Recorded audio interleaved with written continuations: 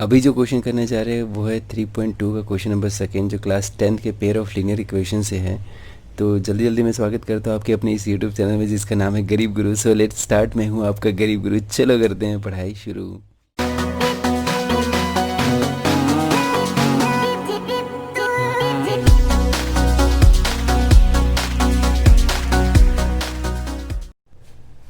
तो यहाँ जो क्वेश्चन नंबर सेकंड में है वो सेकंड का फर्स्ट है हम करेंगे, लेकिन सेकंड क्वेश्चन का कहने का मतलब क्या है हम वो समझते हैं सबसे पहले। तो यहाँ पे बता रखा है हम comparing the ratio A1/A2 B1/B2 C1/C2 find out the whether the line intersecting at the following pair of the linear equation intersected at a point और द पैरेलल और द इंसिडेंट।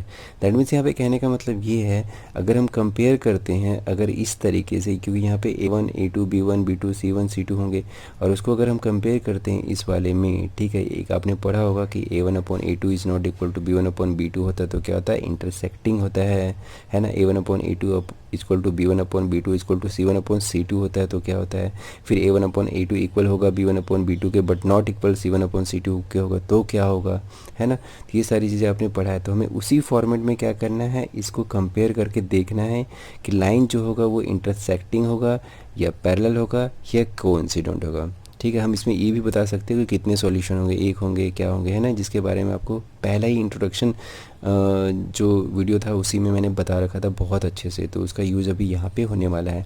तो आई होप आपको ये question समझ में आ गया होगा। एक बार मैं फिर से बता देता हूँ, यहाँ पे ये बोला गया है on comparing the ratio A1/A2 B1/B2 and C1/C2 find out whether the line inter representing the following pair of linear equation intersected at a point और पैरेलल और कोइंसिडेंट। यानी हमें इस फॉर्मेट में चेक करके बताना है कि जो लाइन होगा वो इंटरसेक्टिंग होगा या पैरेलल होगा या कोइंसिडेंट होगा। तो चलो अब चलते हैं क्वेश्चन को करते हैं। तो यहाँ पे मैंने क्वेश्चन लिख दिया है, क्वेश्चन नंबर सेकंड आधा अधूरा लिख दिया है, बाकी क्वेश्चन नंबर सेकंड का हम फर्स्ट करने जा रहे हैं, तो उसी को हम यहाँ पे सॉल्व। बाकी भी जो क्वेश्चन है बहुत इजी है, वो भी सेम मेथड से ही होंगे, ठीक है। मैं अभी आपको एक क्वेश्चन करके बताता हूँ, फिर आप भी वैसे सारे क्वेश्चन कर सकते हो। तो यहाँ पे मैं फर्स्ट क्या कर रहा हूँ, इसके सॉल्यूशन के लिए क्या करते हैं, इस इक्वेशन को कंपेयर करते हैं। किसे कंपेयर करते हैं, जिसमें टू वेरिएबल वाले हमने इक्वेशन पढ़ा था, ठीक है, AX + BY + C, है ना, ये हमने पढ़ा था ना।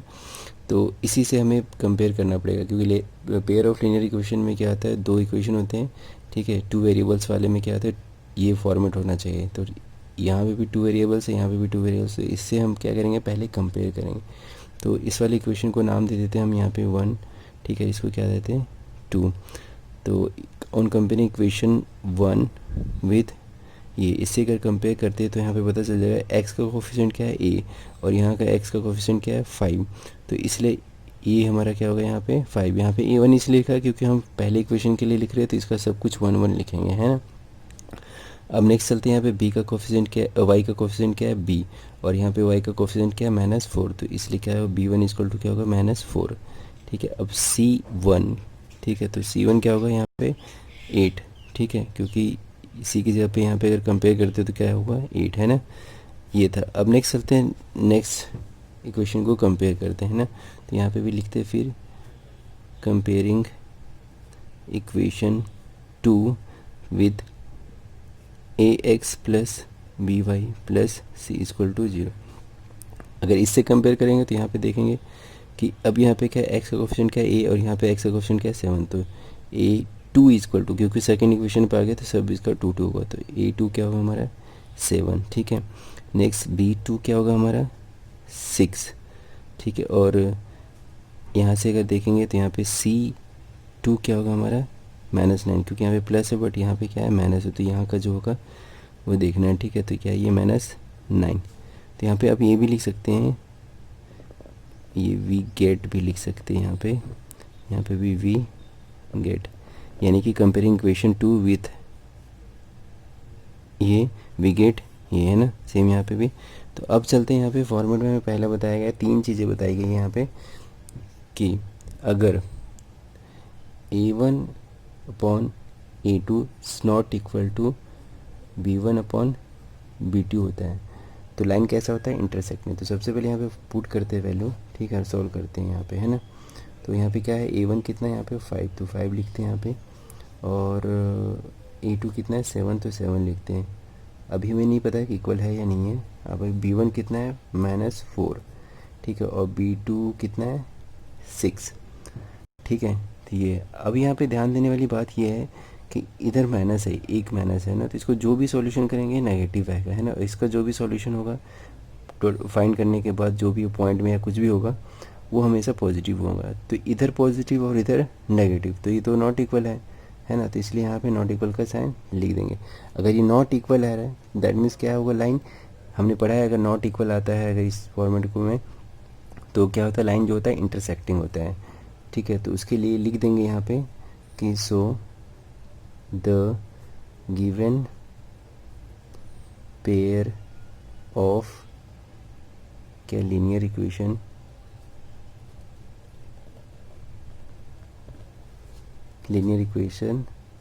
क्या इंटरसेक्ट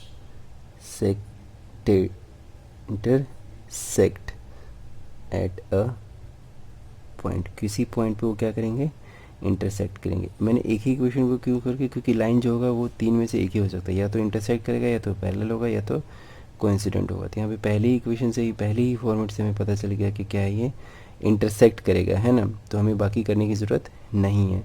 अच्छा, मैं दूसरी चीज़ एक और बता देना चाहता हूँ कि यहाँ पे तो ये प्लस और माइनस का पता चल गया था, इसलिए ठीक है हमने यहाँ पे डायरेक्टली लिख दिया। बट अगर एक सिचुएशन ऐसा हो यहाँ पे कि दोनों तरफ प्लस प्लस को या दोनों तरफ नेगेटिव नेगेटिव होगा, तो क्या करेंगे, तो उसके लिए क्या करना है, हमें इन दोनों का एलसीएम लेना है, ठीक है। और एलसीएम जो होगा आएगा उससे हमें लाने के लिए नीचे वाले को करेंगे, ठीक है, ताकि नीचे वाले कम से कम आपको क्या करना है, बेसिकली डिनोमिनेटर सेम कर देना है। क्या करना है, डिनोमिनेटर सेम करना होगा, ठीक है। और डिनोमिनेटर सेम करने के लिए एलसीएम ले सकते हो, या फिर इस पूरे को इसके डिनोमिनेटर से और इस पूरे को इसके डिनोमिनेटर से मल्टीप्लाई कर सकते हो ऊपर नीचे, ठीक है। तो उससे भी डिनोमिनेटर क्या आता है, सेम होता है। इससे ये पता चलेगा जो ऊपर में बड़ा होगा वो ऊपर बड़ा होगा, जो अगर ऊपर का छोटा होगा वो छोटा होगा। अगर दोनों इक्वल हो गए ऊपर में तो इक्वल होंगे। तो ये बड़ा ईजी तरीका होता है। जैसे कि अगर मैं इसको करना चाहूँगी यहाँ पे, अगर मैं से नेगेटिव का भूल जाऊँ थोड़ी देर के लिए, तो क्या करेंगे हम, मैं ये करने की बता रहा हूँ। 7 है यहाँ पे, तो इस पूरे को इसके डिनोमिनेटर से यानी 6 से, और इस पूरे को इसके डिनोमिनेटर से यानी -4/6 को 7 से करते हैं, ठीक है। तो क्या होगा, 5 6 30 42, है ना। 7 ये क्या, 4 7 28 माइनस में 6 7 42। अभी आप देखोगे यहाँ पे डिनोमिनेटर क्या है, सेम है, तो इसको भूल जाओ। ऊपर में क्या है, ये 30 है और ये -28 है यानी -28 है। तो इन दोनों में से बड़ा कौन होगा, ये होगा। छोटा कौन होगा, ये। क्या इक्वल है, नहीं है, ये यहाँ इक्वल नहीं है। तो अगर ये अगर इस तरीके से नहीं था, बाद में आगे जा करके आप इस तरीके से भी बाकी क्वेश्चन जो आगे वाले हैं ना वो सॉल्व कर सकते हो। दूसरी बात, अगर यहाँ पे कट हो रहा है तो कट करके भी देख सकते हो, लोवेस्ट में कितना कट हो रहा है वहाँ से भी पता चल सकता है, ठीक है। तो ये बहुत इजी क्वेश्चन है, बहुत ही इजी है, ठीक है। एक बात बता देना चाहता हूँ यहाँ पे कि हमने फर्स्ट जो था हमारा, हमने उससे कंपेयर किया तो हमारा आ गया, ठीक है, उसी से हमें पता चल गया। बट अगर नहीं आता फर्स्ट वाले से तो हम क्या करते, तो फर्स्ट वाले से अगर नहीं आता तो फिर हम सेकेंड वाले को चेक करते। जैसे कि यहाँ पे आप देख सकते हो यहाँ पे कि यहाँ पे फर्स्ट वाला जो था उसी से हमें पता चल गया कि इसी को मैच कर रहा था ना। तो अभी हमने बोल दिया क्या है, लाइन कैसा होगा, इंटरसेक्टिंग लाइन होगा। अगर इससे नहीं आता, अगर मान लीजिए यहाँ इक्वल आ जाता, तो या फिर हो सकता है इसका होता है ना, या फिर इस फॉर्मेट को फॉलो कर रहा होता है ना। तो फिर हम इसको चेक करते, इस वाले में पुट करके तीनों को A1/A2 B1/B2 और C1/C2 को रख करके हम चेक करते, ठीक है। अगर ये आ जाता तो हमारा क्या होता है, कोइंसिडेंट लाइन होता है ना। तो बाकी हमें करने की ज़रूरत पड़ती ही नहीं, ठीक है। मतलब ऊपर वाला तो कर लेते हैं क्योंकि हमें पता ही ऊपर से स्टार्ट करना है। अब यहाँ पे रुक जाते हैं अब। बट अगर यहाँ से भी नहीं होता तो हमें फिर पता चलता कि ये थर्ड वाले का ही हो सकता है ना। तो इस तरीके से हमें तीनों का करना है, ठीक है। मतलब तीनों का कंपलसरी नहीं करना, अगर फर्स्ट वाले से हो गया तो बाकी दोनों नहीं करना है। अगर सेकंड में आ गया, सेकंड से प्रूफ कर चुके हो कि हाँ कोइंसिडेंट लाइन है, तो हमें थर्ड नहीं करना है। और बाकी अगर इन दोनों से नहीं हुआ तो फिर तो मजबूरी है, थर्ड तो करना ही पड़ेगा क्योंकि वही हो सकता है, क्योंकि 3 टाइप के ये तीनों में से ही कोई ना कोई होगा, ठीक है। तो अगर फर्स्ट में आ गया तो अच्छी बात है, नहीं तो सेकंड, नहीं तो फिर थर्ड करना पड़ेगा। और यहाँ पे आप ये भी बता सकते हो, अगर सॉल्यूशन का पूछता है यहाँ पे, तो अगर ये आता है दैट मीन्स क्या होता है, एक्जैक्टली 1 सॉल्यूशन। अगर ये फॉर्मेट को फॉलो करता है यानी कोइंसिडेंट लाइन होता है तो उसके कितने सॉल्यूशन होते हैं, इनफाइनाइट सॉल्यूशन होते हैं। और इस वाले फॉर्मेट को अगर फॉलो करता है दैट मीन्स उस सिचुएशन में क्या होता है, लाइन पैरेलल होती है और उस टाइम क्या होता है, सॉल्यूशन नहीं होता है। तो ये भी अगर पूछे तो आप ये भी हम करके दिखा सकते हैं।